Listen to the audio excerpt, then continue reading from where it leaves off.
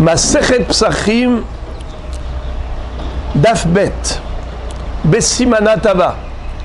On va entamer cette étude qui parle du sujet de Pessah. En effet, dans la fête de Pessah, on a des obligations, des interdictions.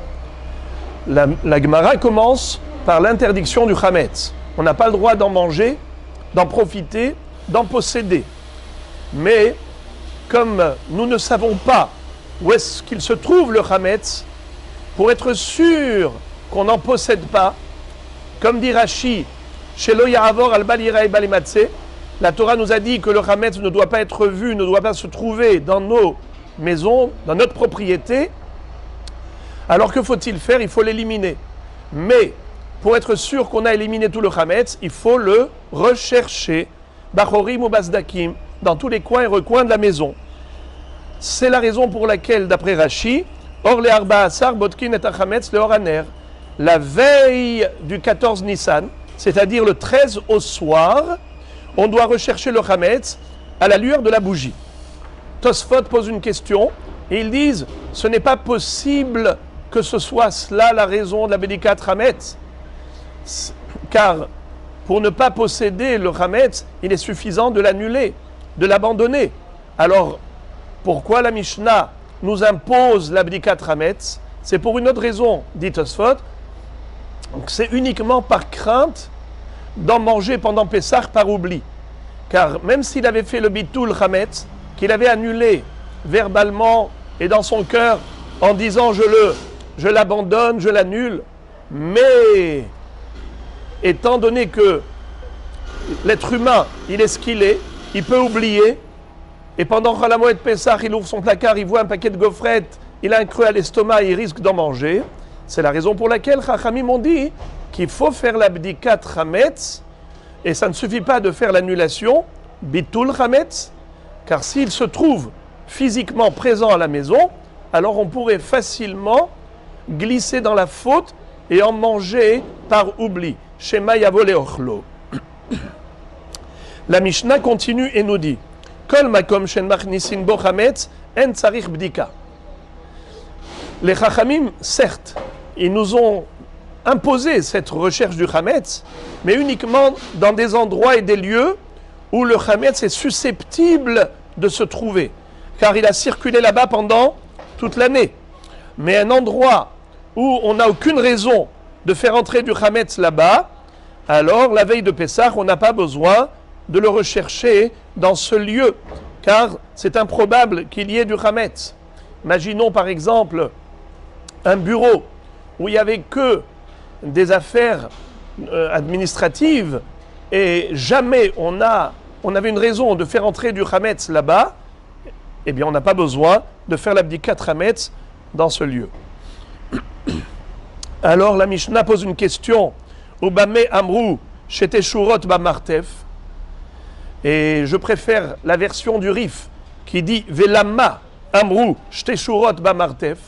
Alors si c'est ainsi que il n'y a pas d'obligation de rechercher le Chametz dans un lieu où il est improbable d'en trouver, tel que une cave à vin, dans une cave à vin, on n'a pas de raison de faire entrer du Chametz là-bas. Question. Alors pourquoi Chachamim ont quand même imposé une bédikat Chametz dans la cave à vin, alors que la cave à vin c'était juste un lieu de dépôt pour des tonneaux, des fûts de vin?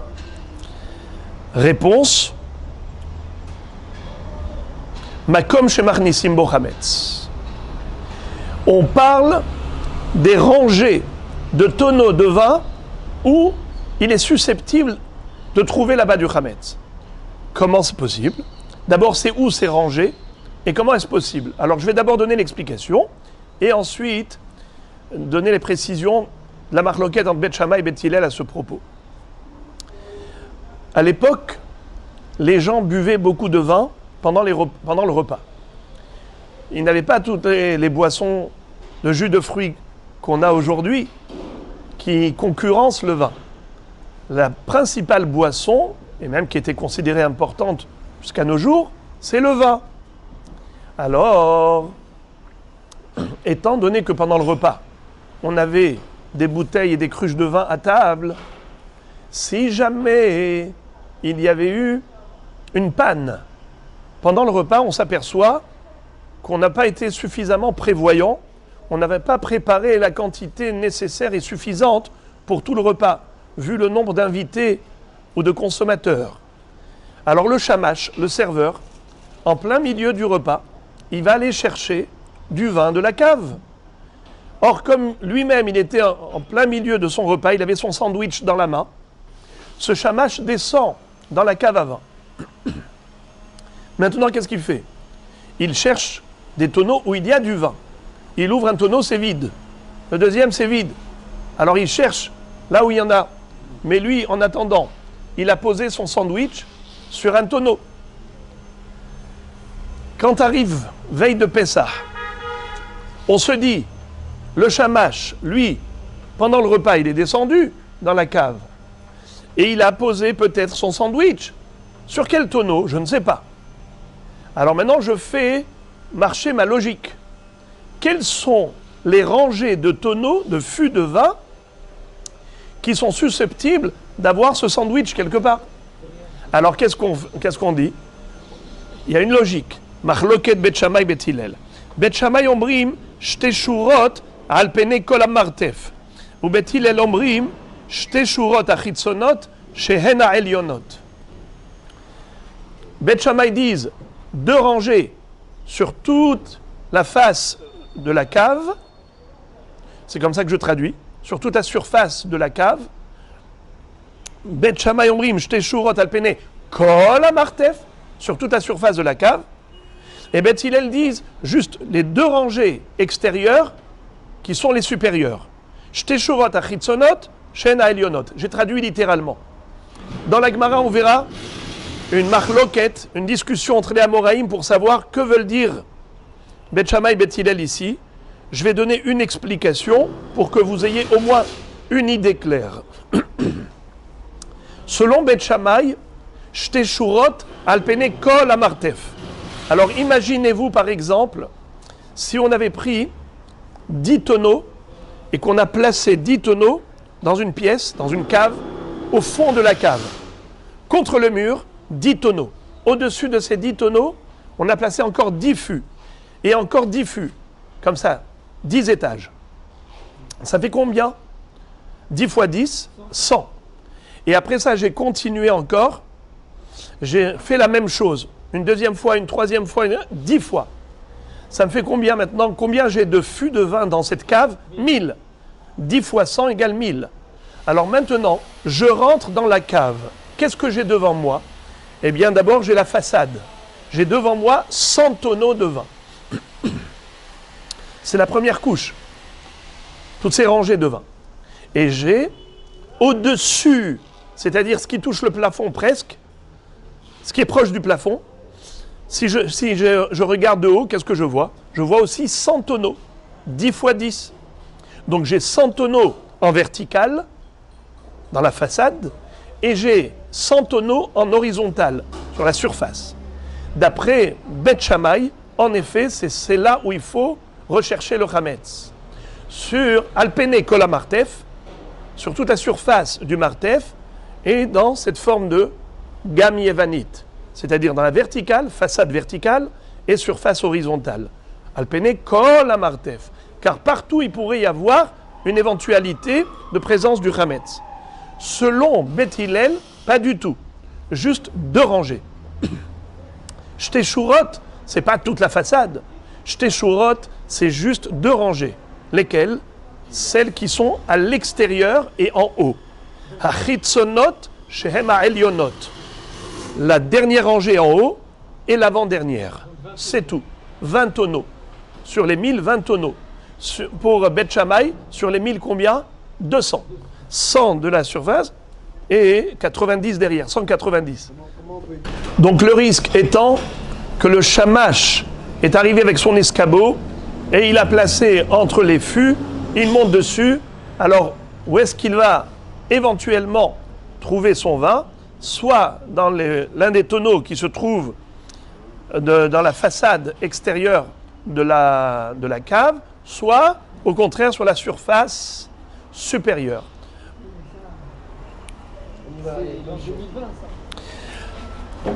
Maintenant, la Gemara commence par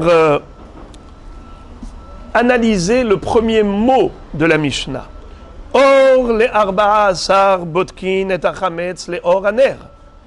Nous avions traduit la veille du 14 Nissan, il faut rechercher le chametz à la lueur d'une bougie. Cette traduction de dire la veille est étonnante parce qu'il est écrit or. Et le mot or, généralement, ça veut dire la lumière. Nachon. Alors, quel rapport avec la veille? On a dit que c'est le 13 au soir. La Gemara demande Maï or. Rav Huna Amar Naghe. Rav Huna nous dit que le mot or, c'est la lumière. Et donc, c'est le matin. Le matin du 14 Nissan, c'est là où on doit faire la recherche du Chametz. Pas le 13 au soir, mais plutôt le 14 au matin. Naghe, le matin. Comme ça dit Rashi. Naghe mamash. Ksheyair ha-shahar, shaharit shel yudalet. Ve Rav Yehuda amar leile. Et Rav Yehuda dit, c'est laïla. C'est-à-dire le 13 au soir, la veille. La Gemara nous dit qu'au début, Kasalka da'atar, nous avions compris au début, des man de amar naghe, naghe mamash, ou man de amar leile, leile mamash. On a cru que la mahloket entre Rav Huna et Rav Yehuda, qui sont deux Amoraïm, qui sont dans une divergence d'opinion quant à la traduction du mot or de la Mishnah, celui qui a dit que c'est naghe, c'est vraiment le matin. Et celui qui a dit leile, c'est vraiment la veille, le soir. Donc ils sont vraiment opposés d'une extrême à l'autre. Quant aux zman de l'abdika, pourquoi la Gemara dit kassal kadatar? Nous avions cru que. Parce que plus tard, nous allons voir dans le Daf Gimel, que la Gemara va arriver à la conclusion qu'en réalité, tout le monde est d'accord sur le principe que la Bédikat Chametz ne peut se faire que le soir, la veille. La veille. Seulement, comme ça dit la Gemara, Vela Peligé, découlé Alma or Urtaou. Tout le monde est d'accord que le mot or, ici, désigne la veille. Vela Peligé, marki atre ou marki atre. Chacun en fonction de sa ville. Beatre de Ravuna, karu naghe. Ou beatre de Rav Yehuda, karu leile. C'est-à-dire que la nuit, on l'appelait naghe dans la ville de Ravuna, et la nuit s'appelle leile dans la ville de Rav Yehuda. Ça va être la conclusion. Ils sont d'accord. Seulement, tout ce qu'on va étudier maintenant très longuement, et là je vous ai économisé, je vais dire, 1 jour et demi de travail, et je vous ai directement amené à la maskana d'Agmara. Je ne sais pas si j'ai bien fait d'anticiper, parce que ça va vous enlever quelque part l'enthousiasme de l'étude d'un daf et demi. Mais malgré tout, j'aime bien que les gens ne soient pas quelque part déstabilisés par rapport à leur conception. La conception répandue, c'est que l'abdikat Hametz se fait la nuit. Alors si je vous dis que l'abdikat Hametz doit se faire le matin, ça vous paraît bizarre. Alors Behemet la Gemara va dire que tout le monde est d'accord que l'abdikat Hametz s'opère la nuit, la veille du 14. Alors maintenant, que veut dire naghe et que veut dire leile? La Gemara dit que c'est juste une appellation. La nuit s'appelle naghe dans la ville de Ravuna, elle s'appelle leile dans la ville de Rav Yehuda. Mais maintenant, la Gemara dit kasalka da'atar. Nous avions cru au début que mande amar naghe, naghe mamash, leile, leile mamash, que celui qui a appelé, celui qui a traduit or par naghe, ça voulait dire le matin. Noga, le matin qui brille, le jour se lève. Et or, qui a été traduit par leile, c'est laïla. Alors maintenant, tout ce qu'on va étudier maintenant, c'est une analyse par rapport à ces deux traductions. Si on dit que l'abdikat Hametz doit se faire le matin ou le soir par rapport à la traduction du mot or. Si or ça veut dire le jour ou or ça veut dire la nuit, voilà maintenant tout ce que la Gemara va citer comme référence, encore un texte et encore un pasouk et encore un texte, tout cela pour nous démontrer parfois soit que l'un fait erreur ou que l'autre fait erreur, soit qu'il est impossible de traduire or par yom, par boker, ou qu'il est impossible de traduire or par laïla. C'est tout le travail de la Gemara. Donc maintenant vous avez le schéma, alors on va aborder un texte après l'autre. La première question qu'on va poser maintenant s'adresse à Rav Yehuda, qui a dit que le mot or se traduit par laïla. Donc c'est la nuit du 13 au soir, veille du 14, durant laquelle on doit faire l'abdika. Pourtant, Metiv haboker or vea anashim shulehu alma or yemamahu. À propos des frères de Yosef, lorsqu'ils ont été retenus à un moment donné, ils sont arrivés pour acheter du blé chez Yosef, alors on leur a offert un bon repas, puisque Yosef avait retenu Shimon.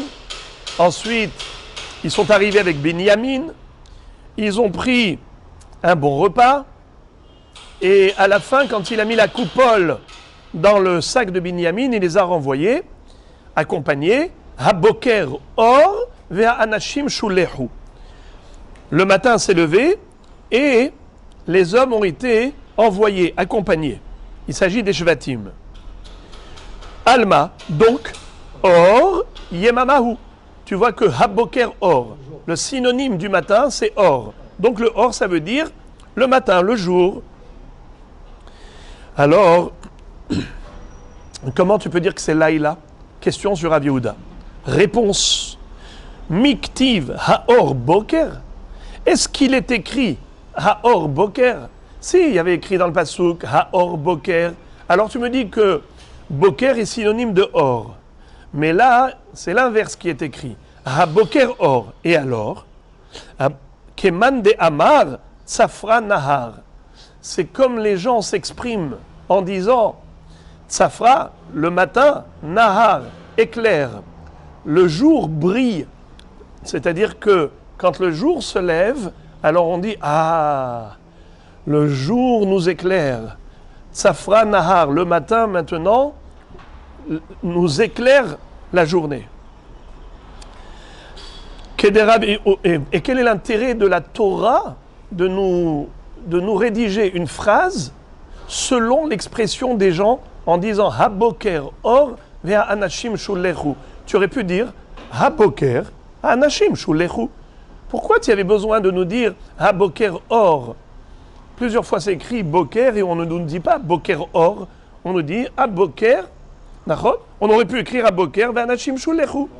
C'est pour nous enseigner quelque chose au passage. C'est quoi l'enseignement? Or de Rav Yehuda Marav. De Amar Rav Yehuda Marav. Le'olam ikanes adam bechitov veyetse bechitov. Le mot kitov, on le retrouve dans la Torah à propos de la lumière. Vayar Elokim et or kitov. Hachem a vu que la lumière est bonne. Alors, quand on veut parler de la lumière, on appelle ça kitov. Et on a compris que ça parle de la lumière, c'est une allusion. Alors, il y a une leçon de vie qu'on a déduit du mot or qui a été juxtaposé au mot boker. Ha boker or, vea anashim shulechu. Le matin brille, rayonne, éclaire, et c'est à ce moment-là, quand le matin a éclairé, qu'on a envoyé les anashim, les tribus. On les a renvoyés chez eux, à Anashim Shulechu. Mais pourquoi est-ce qu'on nous précise à Boker Or? C'est pour nous dire que c'est comme ça qu'il faut se comporter dans la vie. Ne voyage pas la nuit, dans l'obscurité, dans les ténèbres. Tu vas traverser une forêt pour voyager, il peut y avoir des bêtes féroces, des brigands, des ravins, des précipices. Qu'est-ce que tu vas courir des risques? Toujours, voyage en journée. Tu sors de chez toi, Bechitov. Tu sors de chez toi le matin au lever du jour, pas avant. Tu rentres le soir quand il fait encore jour, pas après. Les olam ikanes adam bechitov veyetse bechitov. Il rentre chez lui quand kitov, il y a la lumière. Il sort de chez lui kitov quand il y a la lumière.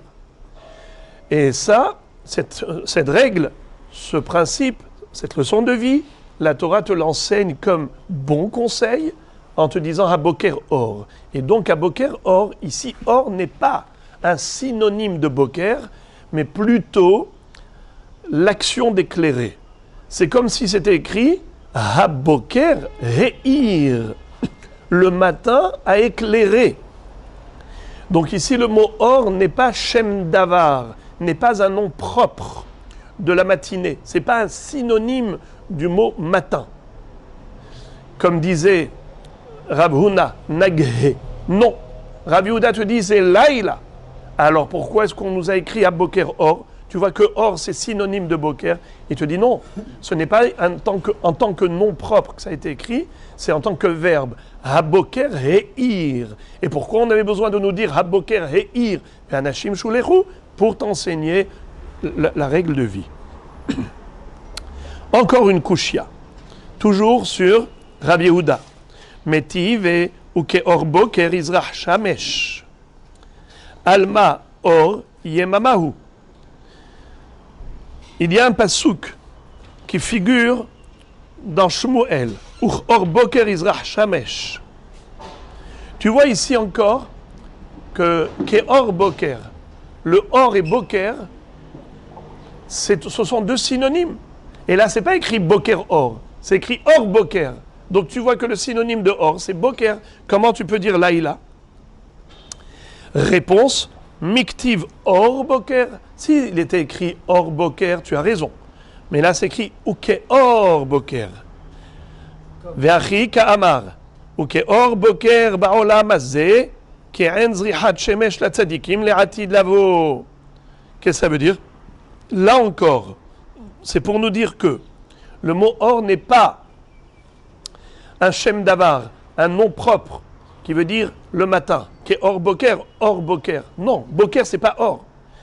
C'est que boker he'ir, qui est or boker, de la même façon que le boker est me'ir, barolamazé, et c'est une délivrance pour les gens qui se trouvent dans des endroits dangereux, dans les ténèbres, et quand le jour se lève, qu'est or boker, baolamazé, comme la lumière du matin qui délivre les personnes qui se trouvent dans l'obscurité dans ce monde, ainsi Izrach Shamesh, le soleil brillera pour les tzadikim baolam haba.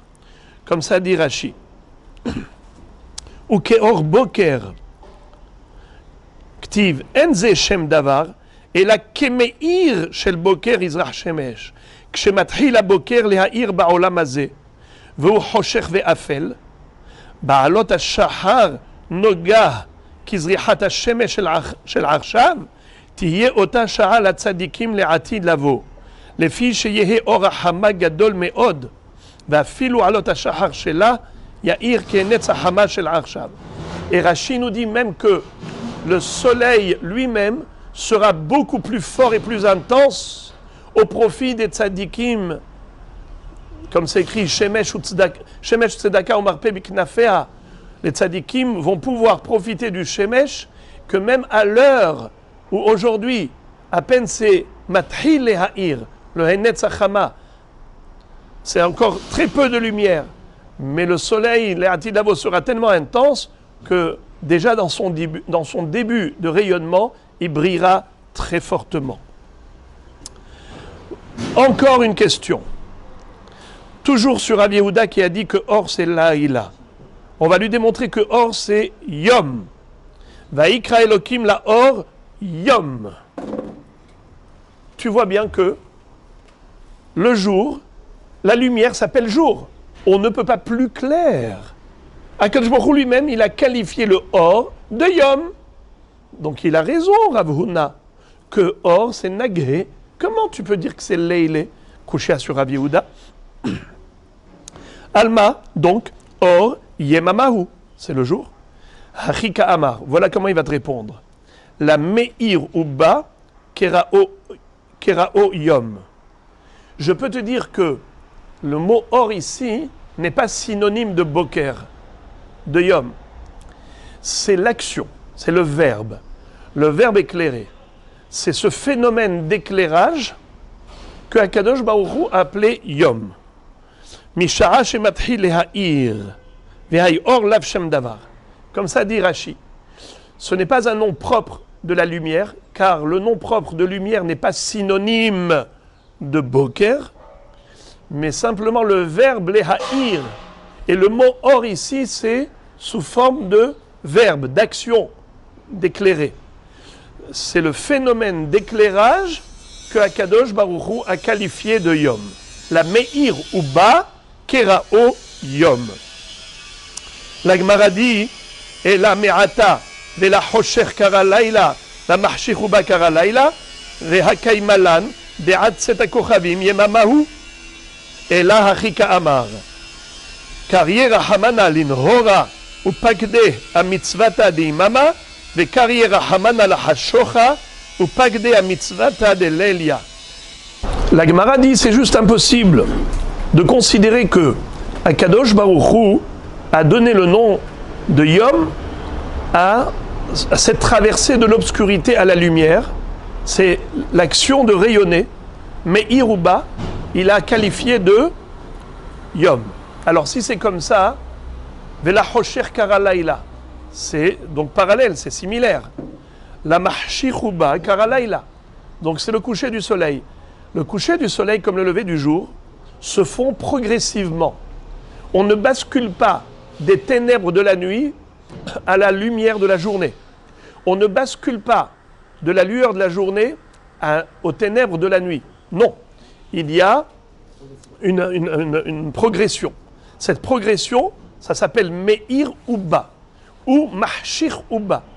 Si tu me dis que cette action d'éclairer progressivement, c'est cela que Akadosh Baruch Hu a appelé Yom, alors tu devrais dire la même chose que la nuit, le passage du coucher du soleil à la sortie des étoiles au crépuscule, ce zman-là, entre la Shkia et Tzeta Kochavim, devrait s'appeler Laïla, puisque c'est Mahshir Uba.